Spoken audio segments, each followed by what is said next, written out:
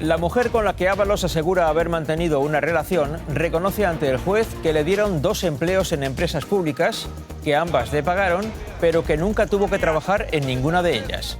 Implica a Ábalos en el alquiler del piso en el que vivía y ha declarado que Koldo García se encargaba de todo.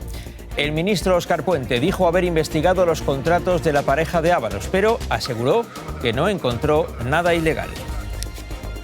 4 meses después de la Dana, la Generalitat Valenciana muestra ahora una imagen de aquella tarde en la que se ve a Mazón entrar en el centro de emergencias a las 20:28, que es la última de las varias versiones ofrecidas por el presidente autonómico.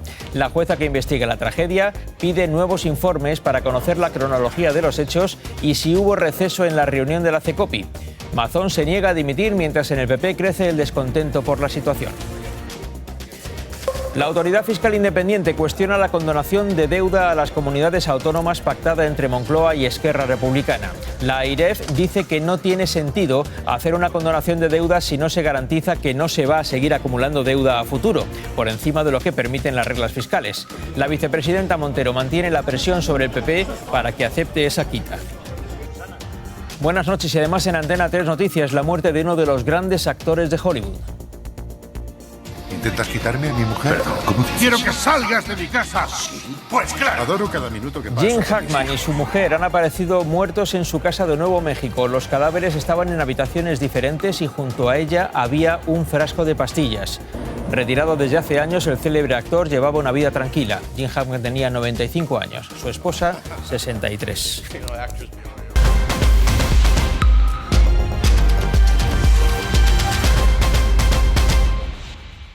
El caso Koldo sigue siendo, de hecho, fuente de noticias sorprendentes, si es que en España cabe sorprenderse por algo a estas alturas. Uno de esos aspectos sorprendentes es el que se refiere a una mujer que tuvo una relación con José Luis Ábalos, según el testimonio de ambos. Aunque ahora se sabe que el exministro la escogió en un muestrario en el que había más mujeres.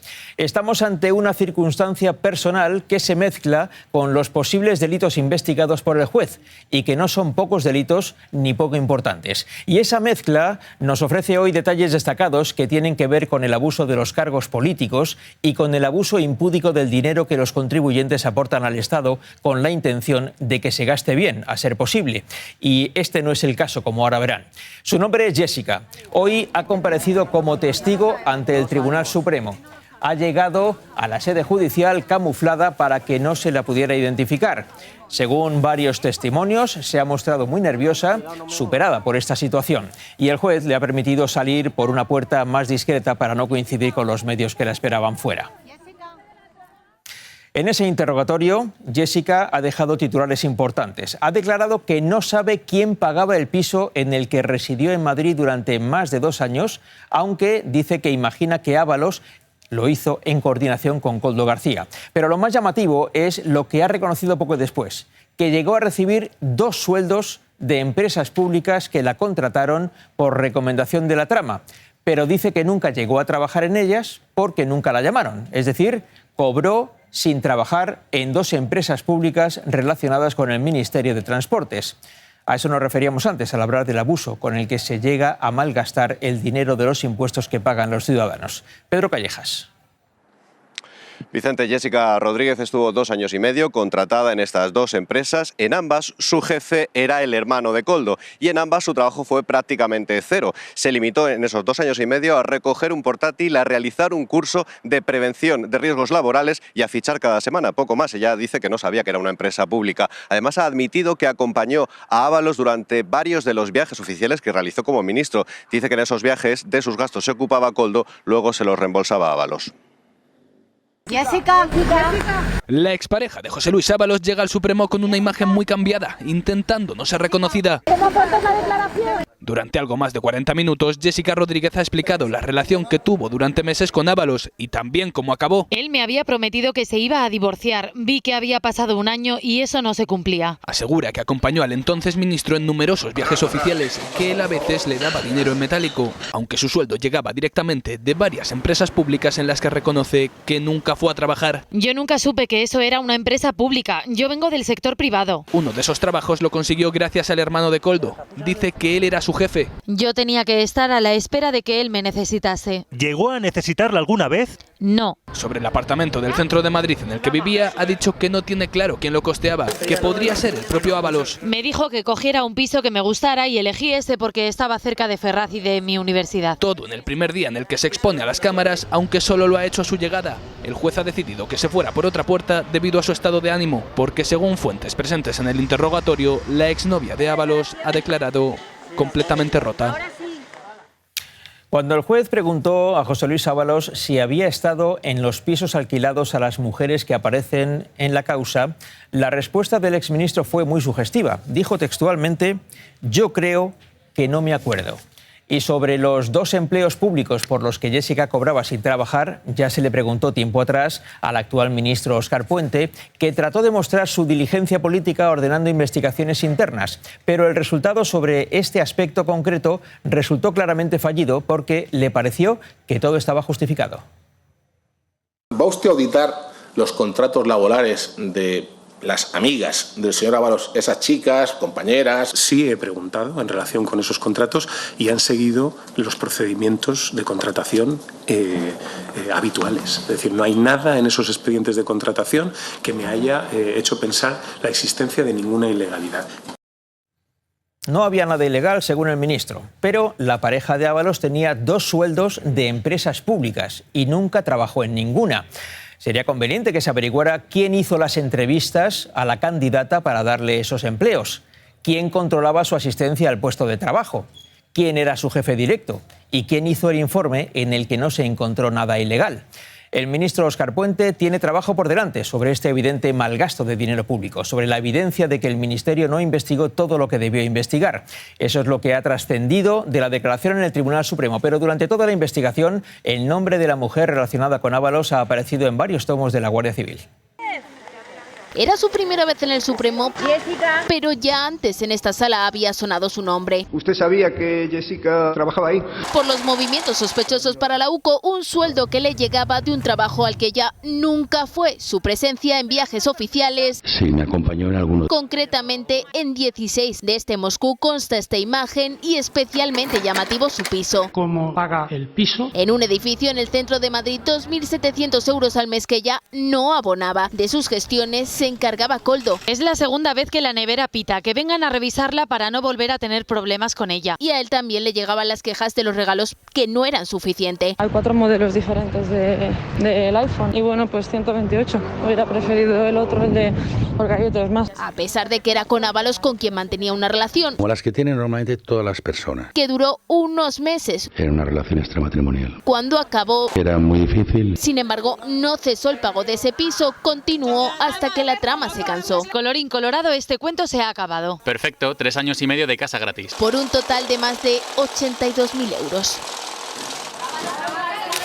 Entre tanto, José Luis Ábalos ha presentado nuevas alegaciones ante el Tribunal Supremo contra su imputación. La defensa del exministro cree que se está llevando a cabo una investigación prospectiva contra él y considera que la Unidad Central Operativa de la Guardia Civil, la UCO, actúa con inquina y venganza.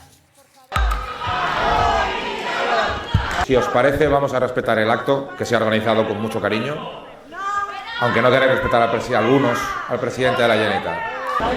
El presidente de la Generalitat ha vuelto a ser abucheado en un acto en Valencia. Carlos Mazón sigue en el centro de la polémica por su gestión de la Dana. El último cambio de versión sobre lo que hacía y sobre dónde estaba durante las peores horas de la tarde de la Dana ha redoblado la presión sobre Carlos Mazón, pero hoy ha vuelto a dejar claro que no piensa dimitir. Según el presidente valenciano, quienes deberían hacerlo son otros. La pregunta de quién tiene que dimitir se la tendrá que hacer usted a los que no avisaron de la crecida mortal del Barranco del Pollo o a los que están mintiendo permanentemente sobre mi paradero, como hemos quedado acreditados. Mazón no dimite y pretende situar toda la responsabilidad en áreas que son competencia del Gobierno central. Y es ahí donde también señala el PP nacional, al tiempo que intenta mostrar un cierto respaldo a Mazón, al menos en público. Ha dado la cara, no se fue corriendo, ha pedido disculpas por sus errores, ha asumido responsabilidades y ha hecho cambios, ha vinculado su futuro al futuro de la reconstrucción y está trabajando, dando la cara todos los días. Moncloa cree tener ganada esta batalla política sobre la gestión de la Dana. Ha conseguido que toda la atención se focalice en lo que hizo o dejó de hacer Mazón y no en lo que hicieron o dejaron de hacer el presidente Sánchez y los organismos dependientes del Gobierno central. Hoy el ministro Félix Bolaños ha acusado a Mazón de mentir y a Feijóo de no actuar, aunque no lo cite expresamente. En relación con el señor Mazón, les digo que cuando una persona miente una vez, la responsabilidad es de esa persona, y cuando una persona miente continuamente, la responsabilidad es de quien le mantiene en el cargo. Lo que dice el ministro Bolaños es irrebatible, siempre que se aplique a todos los dirigentes políticos. El PP mantiene por ahora su apoyo a Carlos Mazón y vincula su futuro a la reconstrucción de las zonas afectadas por la gota fría. Pero la inquietud y la incomodidad son cada día más evidentes en el Partido Popular, como demuestra el silencio de Feijóo sobre estos últimos acontecimientos de las últimas jornadas. Patricia Barrero. Y parece que ese silencio va a continuar porque Feijóo mañana no tiene previsto ningún acto en su agenda pública y este fin de semana en principio tampoco. Está claro que este tema, la situación de Carlos Mazón, es un tema que incomoda dentro del partido, que no quiere hablar, o directamente aquí en Génova se limitan a decir que no hay novedad sobre su futuro. Eso sí, hay voces que en privado reconocen errores del presidente valenciano y lamentan que por su falta de claridad desde un principio ahora el foco esté puesto en él y no en el gobierno, que al final es donde le gustaría al PP que estuviera puesto. Ante la pregunta de si el PP apoya a Mazón... ¿Van a mantener el apoyo del Partido Popular a Mazón? Es el presidente de los valencianos.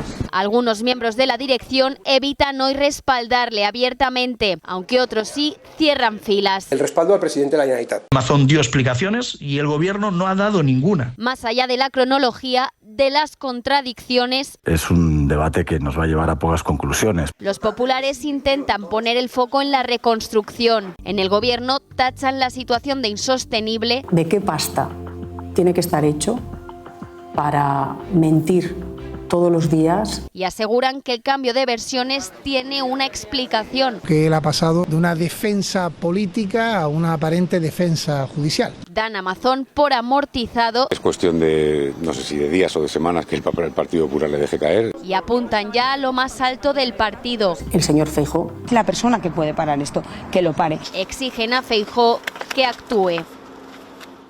El portavoz de Compromís en las Cortes Valencianas, Joan Baldoví, acusa a Carlos Mazón de mentir sobre la hora a la que llegó al CECOPI. Baldoví asegura que Mazón ya estaba a las 8 menos cuarto, 43 minutos antes de lo que dice el presidente de la Generalitat, y por tanto se encontraría allí cuando se envió la alerta a la población, aunque todavía no ha presentado las pruebas. Un testimoni directe que estava a aquestes hores en el centre d'emergències ens ha reiterat per 2 vegades que el senyor Mazón estava a les 7:45 en el centre d'emergències. Ya decimos que falta que ese testigo presencial lo diga. Precisamente hoy, la Generalitat Valenciana ha mostrado una imagen de la cámara de seguridad del Centro de Coordinación de Emergencias con la que pretenden demostrar que Mazón llegó a la hora que él dijo ayer, que es distinta de la hora que dijo en semanas anteriores. Van a ver la imagen, se ve al presidente valenciano accediendo a las instalaciones y saludando a 2 trabajadores a las 8:28 de la tarde. La hora aparece arriba a la derecha. A todo esto, la jueza que investiga la Dana sigue dando pasos y ha ordenado nuevas diligencias. Esther Vaquero. Sí, ha pedido a la Guardia Civil un informe con la cronología de los días de la tragedia y a la Consellería de Interior que aclare si hubo recesos en la reunión del Centro de Coordinación de Emergencias. Hoy, precisamente, Salomé Pradas, responsable de esa consellería que fue cesada tras la riada, ha decidido hablar.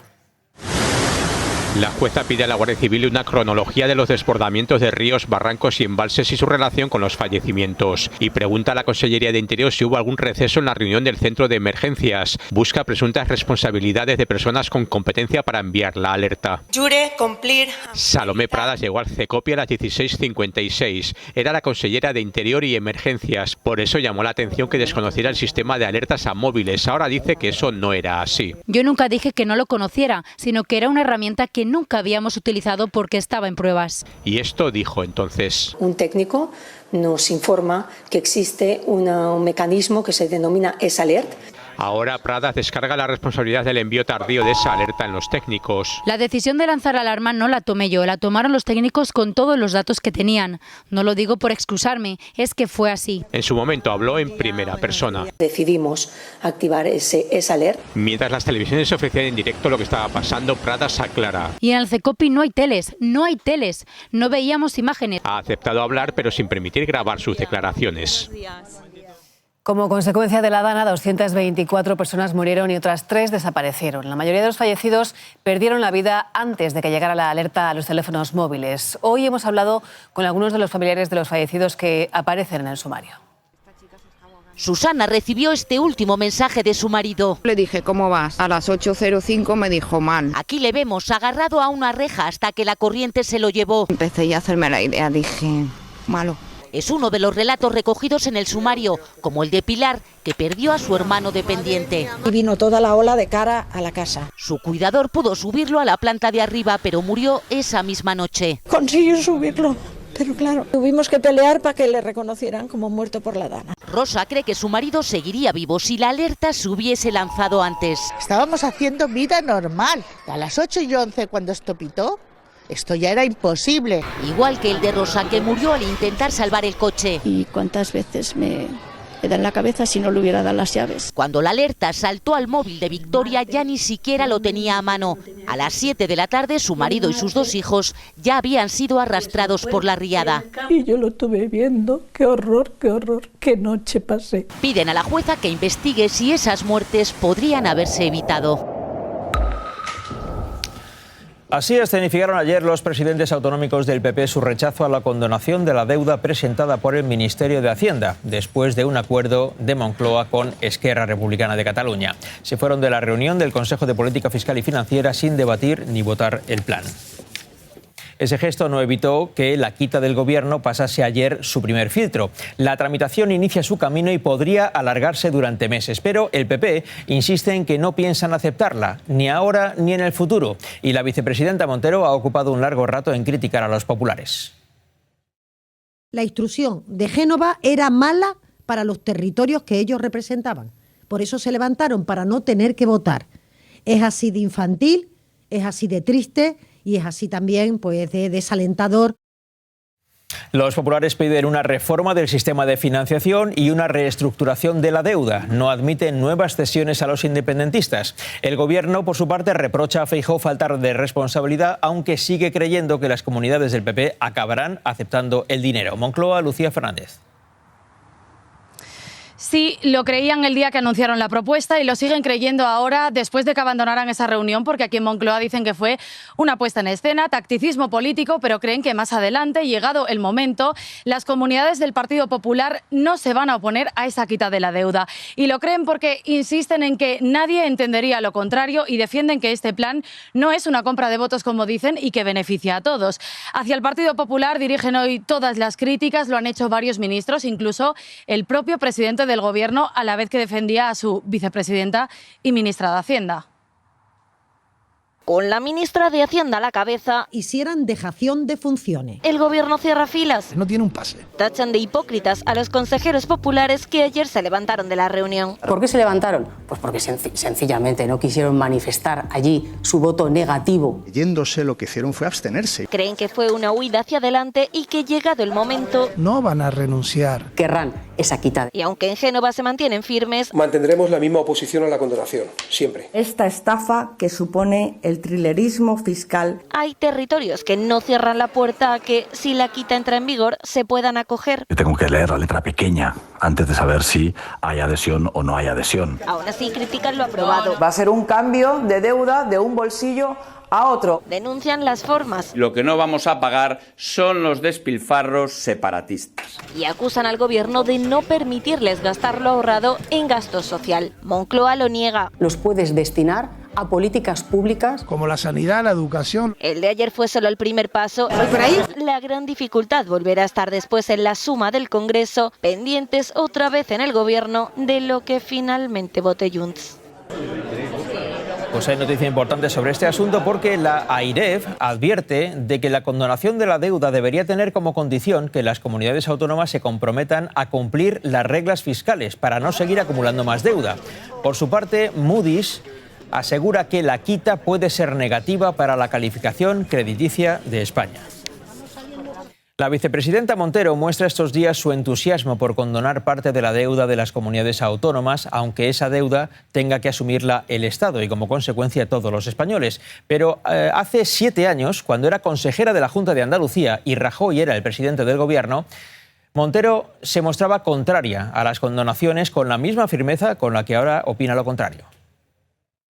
El señor Montoro no puede pretender que vía reestructuración de deuda o condonación se pueda sustituir el debate.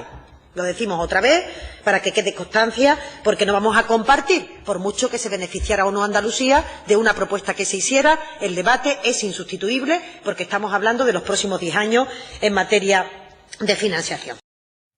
Era un no, por mucho que se pudiera beneficiar Andalucía. Así lo dijo entonces quien era consejera de Hacienda de la Junta de Andalucía. Hoy la vicepresidenta dice que en aquel vídeo defendía la condonación, aunque es fácil de entender lo que realmente dijo sin necesidad de más comentarios. Yo lo que digo en ese vídeo y mantengo en la reunión de ayer y mantengo en el día de hoy es que un debate no puede sustituir a otro. Pero yo defiendo la condonación de la deuda. Lo defiendo en ese vídeo y lo defiendo en el documento que es sujeto a votación del Parlamento de Andalucía. Más noticias. Iberdrola ganó 5.600 millones de euros el pasado año, un 17% más. Hoy la compañía ha presentado sus cuentas correspondientes a 2024, en las que destaca una inversión récord de 17.000 millones de euros, centrada sobre todo en el Reino Unido y Estados Unidos. También Telefónica ha presentado hoy resultados, en este caso con 49 millones de pérdidas debido al deterioro de sus activos en Hispanoamérica. Aún así, la compañía que ahora preside Mark Murtra destaca que sus ingresos el año pasado ascendieron a más de 41.000 millones de euros. Y A3 Media logró el año pasado unos ingresos netos de 1.017 millones de euros, un 4,8% más, y eleva la propuesta de dividendo un 62%. A3 Media cierra el año como el grupo líder de la televisión por tercera temporada consecutiva. El Euribor ha vuelto a bajar en febrero. Cierra el mes con una media del 2,4%. Eso supondrá un ahorro de unos 1.200 euros al año en las hipotecas variables. El IPC, en cambio, escala una décima, hasta el 3%. En febrero, por la subida de la luz. Lo que sí debería bajar de precio a partir de ahora es el pan. Todo tipo de pan, porque el Supremo ha obligado a Hacienda a fijar un IVA superreducido del 4%, también al pan sin gluten, al pan tostado, al de molde o al pan rallado, y no solo a la barra de pan común como hasta ahora. El presidente del Gobierno ha respondido hoy a las palabras de Donald Trump en las que acusaba ayer a la Unión Europea. La Unión Europea no se ha creado contra nadie, al contrario, la Unión Europea se creó a favor del multilateralismo y del entendimiento entre países, de la paz y del desarrollo económico y la justicia social. Desde la Unión Europea llevamos meses trabajando, también los Estados miembros, y vamos a adoptar medidas de respuesta proporcionadas a ese desafío. Trump anunció aranceles contra la Unión Europea. También hoy sabemos que adelantará al 4 de marzo los aranceles a México y Canadá, pero el presidente de Estados Unidos se ha desmentido a sí mismo, porque fue él quien dijo ayer, hace solo 24 horas, que los aranceles se iban a retrasar al mes de abril. En esa misma reunión fue cuando Trump arremetió contra la Unión Europea mostrando un enorme desprecio. La Unión Europea se creó para fastidiar a Estados Unidos. Ese es su propósito y han hecho un buen trabajo en ello. Pero ahora soy presidente. Esto aseguró ayer Donald Trump. 24 horas han pasado. Confirmó que impondrá aranceles a los productos europeos. Además, como acaban de oír, dijo que la Unión Europea se creó para fastidiar a Estados Unidos. En realidad, Trump fue más faltón y utilizó una terminología bastante más agresiva, aunque con ese mismo significado. Y hace unos días acusó al presidente ucraniano de ser un dictador. Pues bien, hoy Trump, en uno más de sus ejercicios bufonescos, ha insinuado que no recuerda haber llamado dictador a Zelensky, ni haber acusado a la Unión Europea de fastidiar a Estados Unidos. Trump ha convertido la Casa Blanca en un sainete diario. Ayer dijiste que la Unión Europea se creó para fastidiar a Estados Unidos. ¿He usado esa palabra que me dices? ¿Esa mala palabra? Creo que con la Unión Europea tengo problemas. ¿Sigue pensando que Zelensky es un dictador? ¿Dije eso? No me puedo creer que haya dicho eso. Eso que han visto ha ocurrido después del encuentro de Donald Trump con el primer ministro británico. Keir Starmer ha intentado convencer al presidente de Estados Unidos de que no deje de lado a Europa y se comprometa a garantizar la seguridad de Ucrania. Nueva York, José Ángel Abad. Una vez más, muchas sonrisas y un invitado haciendo todo lo que puede por agradar a Trump, en este caso entregarle una invitación personal del rey Carlos, pero poco después, Vicente, el presidente estadounidense le preguntaba con todas las letras al primer ministro británico: ¿vosotros podríais enfrentaros por vuestra cuenta a Rusia? El tono era de broma, pero dejaba claro que si esta visita, como antes la de Macron, han servido para poner más distancia entre Trump y Putin, por ahora nadie lo ha visto. El aprieto no ha durado menos de lo que Trump nos tiene acostumbrados. Rápidamente soltaba a Starmer para hacer este gesto. Asegura que sí, que está confiado en llegar a un acuerdo de paz para Ucrania. Y el Premier busca acercar posturas al respecto. Ambos líderes se han mostrado dispuestos a preservar la histórica relación entre británicos y estadounidenses. Aunque para Starmer es un ejercicio diplomático de equilibrio. Sacar una motosierra no es mi estilo. Pero estamos eliminando la burocracia. Quiere garantías de seguridad para una paz duradera en Ucrania. Si hay un acuerdo, deberemos hacer que dure y jugaremos un papel importante para que no se viole. A cambio, antes de volar a Washington, anunció un aumento del gasto británico en defensa para contentar a Trump. No se puede enviar fuerzas de paz hasta que no haya un acuerdo de alto el fuego. Y la guerra de Ucrania también ha sido el motivo de este encuentro en Estambul. Las misiones diplomáticas de Rusia y Estados Unidos acaban de iniciar aquí sus conversaciones. Algunas élites occidentales intentarán torpedear el diálogo que hemos iniciado con Estados Unidos. Un diálogo que, en palabras del líder ruso, le da esperanzas. La Unión Europea se defiende asegurando que su existencia ha sido una bendición porque dio lugar al mayor mercado libre del mundo. Las diferentes instituciones europeas rechazan los aranceles al mismo tiempo que aseguran que están preparados para responder con firmeza a Estados Unidos. Bruselas, Guillermo Pascual. Sí, Vicente, aquí en Bruselas se sigue trabajando para diseñar lo que van a ser las contramedidas de respuesta una vez que se confirmen esos aranceles. Pero hoy además han querido responder a Donald Trump diciendo que esas acusaciones no tienen ningún fundamento, no tienen ningún sentido, porque precisamente Estados Unidos lleva años beneficiándose y ganando mucho dinero gracias a nuestro mercado comunitario. Hoy la presidenta de la Eurocámara, que precisamente estaba en Washington, marcaba esa línea dura que van a mantener los países europeos. Permítanme ser clara, la Unión Europea reaccionará con firmeza e inmediatamente contra las barreras injustificadas al comercio libre, incluido cuando los aranceles se usan para desafiar políticas legales y no discriminatorias. La salud del Papa Francisco evoluciona de forma favorable, aunque su situación clínica sigue siendo compleja. Vamos a Roma. Antonio Pelayo. Estamos saliendo de la fase crítica, lo afirman solventes fuentes vaticanas apoyándose en que desde hace 2 días los martes médicos no utilizan la expresión condiciones críticas al referirse al Papa. Hoy, por tercera vez consecutiva, se habla de mejoría y el Papa ha comenzado a utilizar una mascarilla de oxígeno. La aplicación de la ley del sí es sí ha provocado la rebaja de penas a otros miembros de la manada de Pamplona. Son ya 3 los beneficiados pese a ser condenados por esa violación grupal cometida en los Sanfermines de 2016. A José Ángel Prenda y a Jesús Escudero se les rebaja la pena de 15 a 14 años. Antes fue Ángel Boza el beneficiado. ¿Intentas quitarme a mi mujer? Perdón, ¿cómo dices? ¡Quiero que salgas de mi casa! Sí, pues claro. Adoro cada minuto que paso con mis hijos. ¿De qué te ríes? De nada. Son esas expresiones tuyas. No sé de qué estás hablando. Era uno de los grandes de Hollywood. Gene Hackman, de 95 años, ha aparecido muerto en su mansión de Nuevo México, en Estados Unidos. También han encontrado el cuerpo de su mujer en otra habitación con varios botes de pastillas alrededor. La policía investiga el caso porque considera que se trata de muertes sospechosas. Retirado junto a su segunda esposa desde hacía casi 2 décadas, se dedicaba a pintar, a escribir. Al principio todo apuntaba a un accidente, pero los medios publican que la policía ha encontrado indicios más que sospechosos. Puertas sin cerrar, botes de pastillas junto al cuerpo de la mujer y a una de sus mascotas muerta en el armario del baño. Sus últimas imágenes nos muestran a un nonagenario, Gene Hackman, todavía enérgico, pero algo alejado del joven que comenzó a brillar en el cine de los 70. Brillaba incluso junto a una exuberante Raquel Welch. Aquel año él le entregó un Oscar a Liza Minnelli por Cabaret. El año anterior fue ella la que se lo dio a él por este French Connection. Fue su primer Oscar.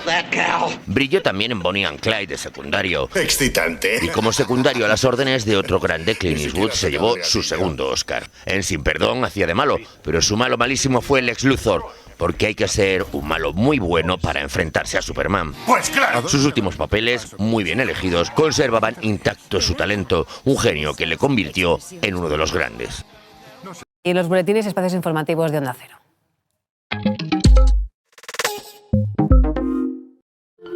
Dicen que Banca March es un banco solo para unos pocos.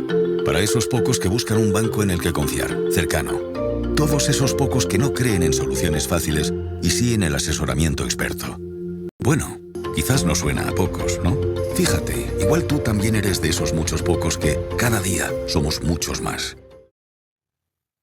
Las novedades sobre el caso Koldo han venido a confirmar las sospechas que ya había sobre el posible mal uso del dinero de los contribuyentes cuando otro imputado, el hermano del presidente del gobierno, no consiguió explicar a la jueza en qué consistía su trabajo ni en qué lugar lo ejercía.